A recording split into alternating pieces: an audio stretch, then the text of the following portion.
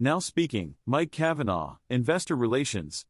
Nano-X Imaging Limited released financial results for the quarter ending March 31, 2023 and held a call to discuss them. Erez Meltzer, CEO and Ran Daniel, CFO hosted the call and warned that forward-looking statements regarding the company's financial results, research and development, manufacturing and commercialization activities, regulatory process operations and other matters were subject to risks and uncertainties. Non-GAAP financial measures such as non-GAAP net loss attributable to ordinary shares, non-GAAP cost of revenue, non-GAAP gross profit margin, Now speaking, Erez Meltzer, Chief Executive Officer. Nano-X recently received FDA clearance for the Nano-X ARC system on April 28, 2023. The device is intended for use in healthcare facilities and radiological environments by trained personnel. It is a multi-source 3D tomosynthesis system with novel cold cathode X-ray tubes, and the company intends to offer it using a pay-per-scan business model. Nano-X is in the process of setting up a U.S. demo center in Florida and is seeking an import license. They are also pursuing European Union CE mark approval and collecting additional data to support the use of the Nano-X ARC system. Additionally, they have entered a 3-year distribution agreement with a local partner in Morocco and a global partnership with Blackford Analytics to market their Nano-X AI solutions. The Nano-X AI Health OST and HealthKey solutions are now being used in 10 clinical institutions in the US and 5 NHS clinical institutions in the UK, respectively. Nano-X Korea has also achieved ISO 123485 certification. Q1 2023 top-line revenues from the Nano-X AI and teleradiology business segments totaled $2.4 million, a 15% quarter-to-quarter increase. Now speaking, Ran Daniel, Chief Financial Officer. For the first quarter of 2023, we reported a GAAP net loss of $11.8 million compared to a net loss of $21.7 million in the same period in 2022.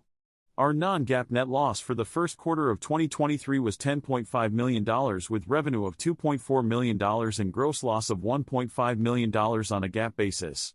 Teleradiology services revenue was $2.4 million with a gross profit of $0.5 million on a GAAP basis and $1.1 million on a non-GAAP basis, representing a gross profit margin of approximately 21% on a GAAP basis and 44% on a non-GAAP basis. Research and development expenses decreased from $6.8 million to $6.3 million, largely due to a decrease in labor costs and share-based compensation. General and administrative expenses decreased from $11.3 million to $7.8 million, mainly due to decreases in labor costs, share-based compensation, and directors' and officers' liability insurance premiums as well as increases in professional services and legal fees for an SEC investigation and class action litigation. A change in contingent earnout liabilities was -$4.7 million in 3 months ended March 31, 2023. On April 28, 2023, we signed a term sheet with the lead plaintiff in 2 pending class action lawsuits against the company to settle all claims for $8 million subject to finalization of a formal settlement agreement and court approval of the settlement. As of March 31, 2023, our cash equivalents, and marketable securities totaled $91.0 million and we had $3.5 million loans from banks. We ended the quarter with 55.2 million shares outstanding, with, now speaking, Erez Meltzer, Chief Executive Officer. I have been the CEO of Nano-X for over a year and am pleased to share the welcome news of FDA clearance. This paves the way for Nano-X ARC to be approved in other markets and applications will be available for local regulatory approvals. We are continuing to push ahead on multiple fronts, including commercialization and deployment across multiple geographies, strengthening our manufacturing capabilities. Ladenburg Thalmann & Company analyst Jeffrey Cohen inquired, "Did I understand correctly that you have obtained full operational clearance of your production process, with all components and subcomponents manufactured in the facility in Korea?" Congratulations. Erez Meltzer replied, "We are very excited about the recent FDA clearance for our product, and we are planning to manufacture the chips in Korea and the tubes in Korea. We have plans to have more than 1 or 2 sources for each component in the future. We have opened a facility at Dagesh in Israel to assemble and ship the systems this year, and in the future, we may explore opportunities to assemble in other countries when we go to mass production."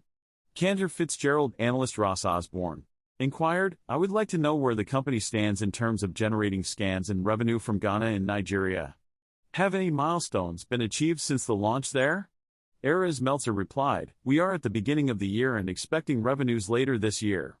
We are focusing on Africa, with systems already installed and operating in Ghana and Nigeria, and have a meaningful agreement in Morocco with the system already at the hospital. We are also working to accelerate our process for deployment and go-to-market in the US, with the demo center and machine being sent this quarter." Cantor Fitzgerald analyst Ross Osborne inquired, "Can you deploy 270 units over 3 years if you receive the necessary license tomorrow and begin deployment based on current manufacturing capabilities?"